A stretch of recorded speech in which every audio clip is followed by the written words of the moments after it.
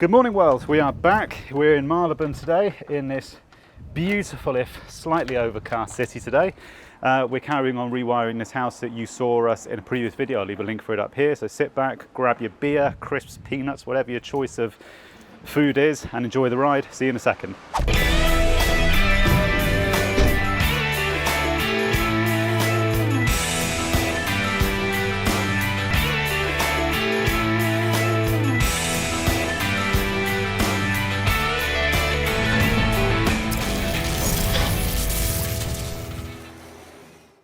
Dave is not here yet. He is, I think he had an appointment with the quack this morning, so he's not, extractor fan, that's what I wanted. He's not here yet, but he should be here a little later, but actually he's going to be bitching for most of the day because he's got to do wholesaler runs and taking stuff back and usual odds and ends, so I think I'm going to be on my own here for most of the day. That reminds me, does anybody else's regs book look like mine? I'm just out here. Does anybody else have 66 labels on their regs book? This was mine because I did the 18th edition upgrade the other week, and it was just full of these sticky notes. I'm not actually sure whether that helps or hinders. I think if you put too many on like that, I think it actually hinders, but it's, yeah, that's what mine looks like anyway. So this is a gaff which you saw a couple of months, well, a month, I don't know how long. Again, I'll leave the link on the screen for it, but we were rewiring this place and it's in its final stages now. I've just got to start second fixing it. There is a lot of stuff here, so it's a bit tight to record here, but we'll manage.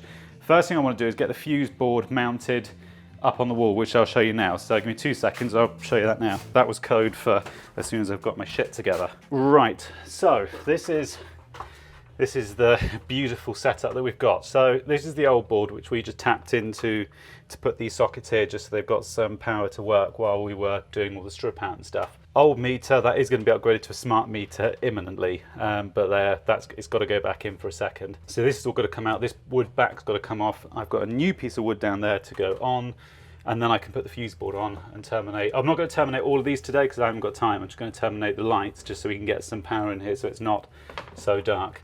Right, first thing, pull this old board off. Eventually.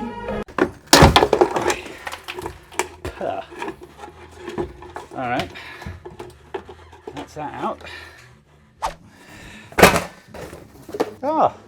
MK are, at the end of the year, they're stopping their Century consumer units. They're not doing them anymore, which I was really surprised about when I heard that. So as of the end of the year, that's it, you won't get these anymore. They're stopping them, which I thought was, I'm guessing is down to production costs or something. I don't know, I'm guessing so. But it's a shame because that's a brand which has been around for, well, fuse boards anyway. It's a brand which has been around since, you know, day one.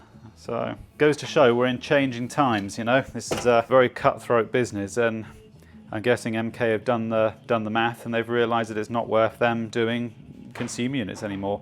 So yeah, I did this 18th edition upgrade the other day, and it was one of these one-day courses it was Trade Skills for You I went to, and really, everyone in the comments is like, oh, I always fit arc fault detection now because that's what we've got to do. Is it fuck? I went and sat this course and the tutor was there, this woman actually, fucking really, she properly, not good, she was switched on. And she was like, there's no pun there, switched on. And she said, she was talking about this arc fault detection, and she said, so how many of you are recommending that you know, customers install arc fault detection? Just dead silence across the room, you know? It's just too expensive, you know? And it's just, I mean, it's only a recommendation in the regs, but, you know, she said, how about surge protection? And there was sort of one or two, you know, murmurs around the room, but people aren't, it's too expensive, you know, it's just, I mean, surge protection isn't too expensive. I mean, it's sort of another, like, I don't know, 100, 150 quid on a job, on a fuse board upgrade, for instance. But again, it's the end of the day, it's trying to get customers to part with cash, and that's easier said than done. Okay, in fact, you haven't seen that this is the kitchen. It is coming together, it's just full of stuff here because we're all trying to work together here. But this is the kitchen, it's going all right. So the worktop will come across here and it stops here, and that's going to be the light switch. Now, I've kept the light switch the same height as the sockets in here just because I thought it looked symmetrically, you know, it looked better like that. So they're all going across there like that, and this will be for the cupboard lights. Now the isolators, do you remember back along, we were putting the isolators in this cupboard? Some people are a bit anti the whole thing of putting isolators in cupboards, but here, I mean, it's such a small kitchen, there's just not a lot of choice here. So what we're doing, this seems to be the most accessible cupboard. So the way I do it is we're just gonna, I might have to put them at the back. What I like to try and do is put them on the side, at the bottom, just because it's a bit easier to access rather than at the very back. But we'll see. But isolators go up there, dishwasher, oven, sink's going here, which I think is a change of plans. I'm going to have to put some Wagos on that, and that's got to be blanked off, because I thought the bowl was going in the corner. But this has been rejigged a little bit, but basically that socket's got to go now, and I've got to cut another one in somewhere along here. But I think the carpenter wants to put the, do something under here, so I'm just trying to find out which one of these wires is the cupboard lights, which I think is this one. Yes, it is. Okay, so that's the cupboard lights. Right, give me 2 minutes. I'm going to run this wire in under the pelmet here so the carpenter can get on, so he can get on with what he's got to do. Now I've spent about 2 hours on the phone playing Senorita Admin. I'm going to mount this. I think the way I'm going to do this, if I mount the board up here, if I cut this plasterboard out across here, and that way I can just have, I can just cut these holes, these 20mm holes out here, and I can just put some open grommets in, and then I can just neatly offer it up to the ceiling rather than having a bit of trunking there or something. I think would look quite neat. Oh, there was somebody saying you shouldn't, actually, yeah, there was someone saying that you shouldn't use open grommets. I can't say I've heard that reg, personally. I don't see what the problem with it is, as long as it's a reasonably tight fill and there's no realistic chance of, you know, as long as it's a contained unit and you haven't got, let's say you knock that hole out there and you have 1mm going through it. Okay, well, I mean, that's, you know, not good enough. But I mean, if it's 20mm hole and you've got a pair of cables going through, you know, the integrity of the board is still intact. And if you've offered it up to the ceiling, there's no, you know, the IP rating is still there, the protection rating. So I don't see what the problem is, but yeah, comments. Off you go. Tell me I'm wrong. Okay, so there's been a little bit of, I've been a bit quiet while I've been getting on with this, but that's the board now. So that's been mounted now. Those are the cables there coming into the board. I've got a set of flexi tails that have got to go from here into an isolator, then from an isolator into the meter. But I'm waiting on the flexi tails, which Dave's got on his van. So when he gets here, then I can start fitting. Well, in fact, he's going to carry on and fit this because he's got a knack for fuse boards. So I can get on with some other stuff while I'm waiting. Instead, I should go on to cutting out light switches.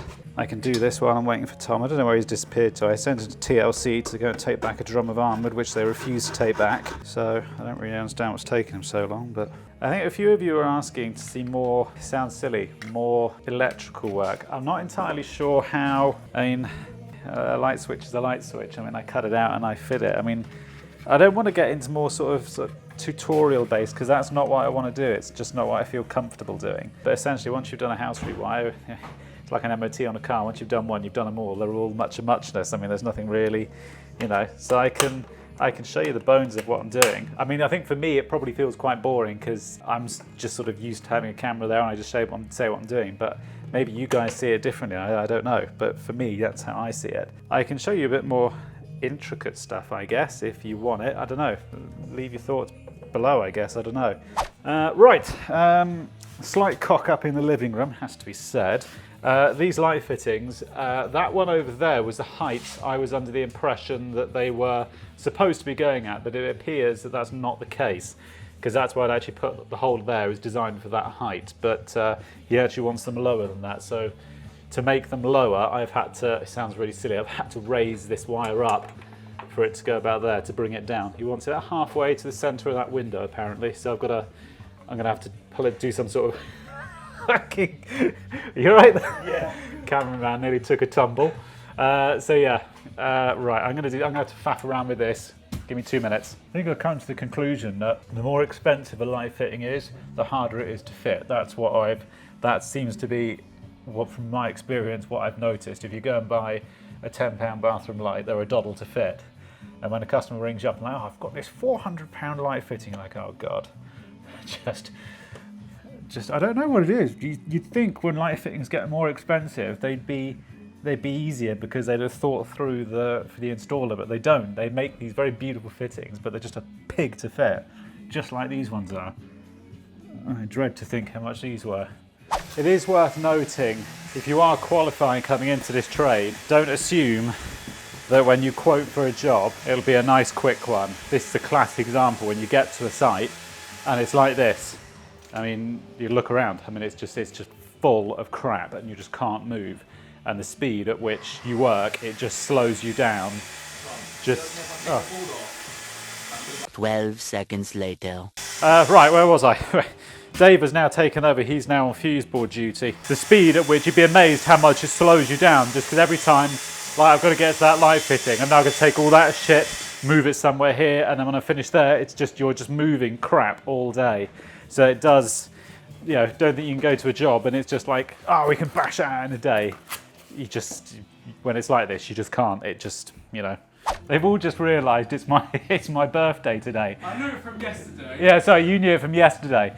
And even I forgot this morning. I don't think of birthdays as I just see it as another day. I don't think of birthdays as anything special, you know? I shouldn't say that actually, because some people do think they're very, I personally don't see it's just another day to go out and work. You know? What do you think? As I was saying, this is the way I ended up doing these lights, to move them down because they had that flex on the back of them. So what I've ended up doing is I've just cut the flex short, stripped it, and I've just bought the T&E in and just connected it like that in some Wagos. I couldn't think of another way of. I hate connecting shit behind light fittings because then you can't get to it. So yeah, I couldn't think of another way. But there it is. Let me put the cover on. I spent half an hour dancing around with this fitting. This is a brand new light fitting because this is not a bayonet cap. This is an Edison screw fitting, screw-in light bulb.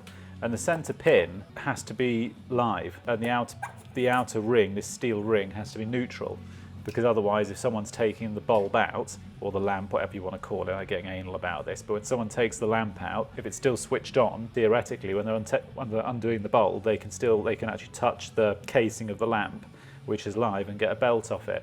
So the inner pin has to be live and the outer ring has to be neutral. But they don't mark it. They don't mark it on the connector, which is really poor. There should be an L and an N there, and they don't mark it up. But also, the outer ring has got no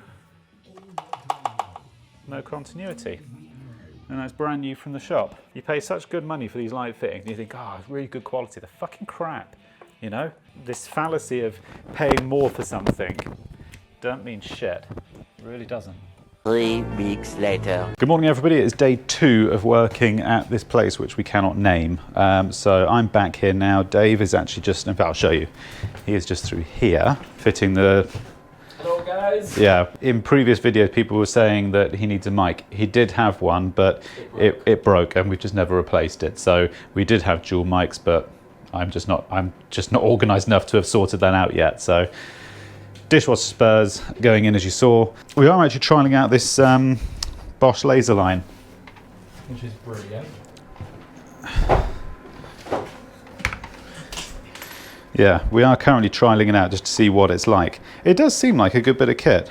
Blind my viewers, But it's quite a nice little mount actually. It's got a magnetic on the back, and it's just a little thumb turn here just to move the load. I quite liked it. I thought that was a really nice, neat design. I like it because it's like a hairline adapter. Like you can it's adjust really small. millimeters. Yeah, I think Dave was actually using it for leveling up those those cables there.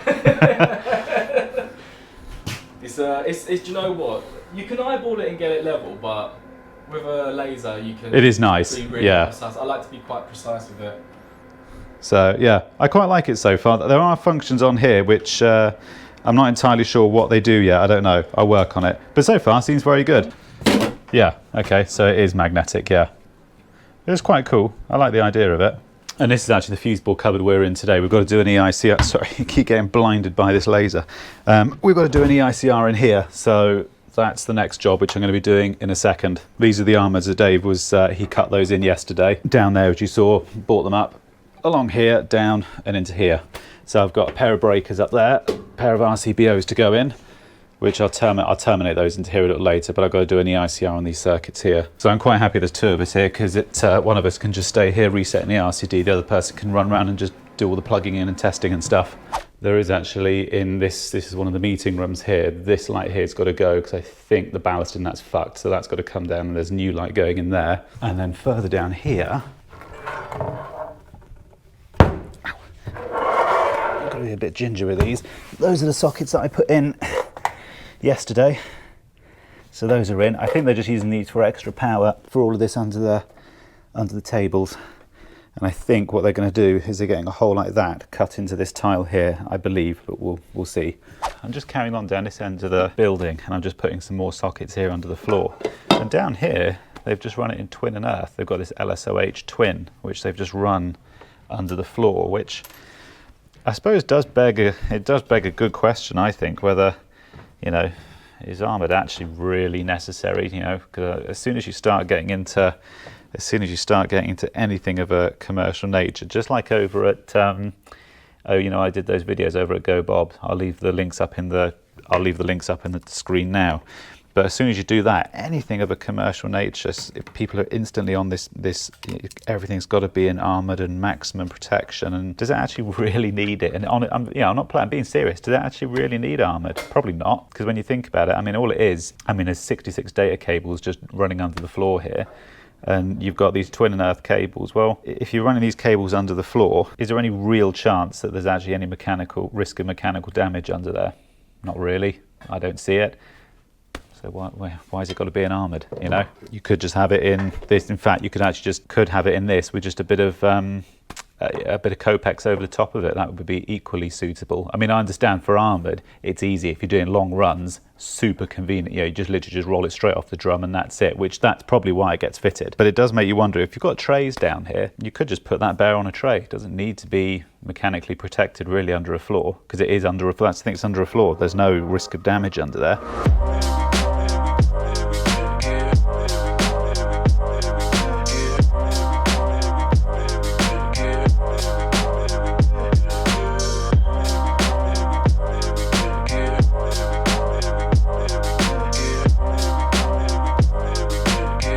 It's EICR time.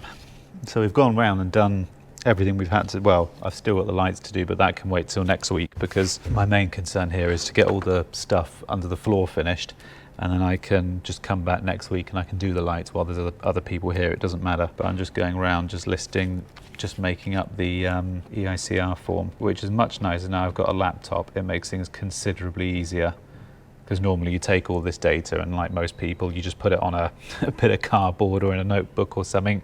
You take it home and you write it up. But to write EICRs up when you get home it takes you ages to write these things up. So this is why I got a tough book, just so I can take this to site and I can just make it up as I go, just to try to speed things up a little bit, because EICRs are just a shit to fill out. Yeah, I bought this a couple of weeks back. It's the first time I've sort of been able to actually take it out on site and actually trial it in an environment like this, because this is what I wanted it for, just to do paperwork and shit when you're on the go, because going home and then doing an EICR just fills you with dread.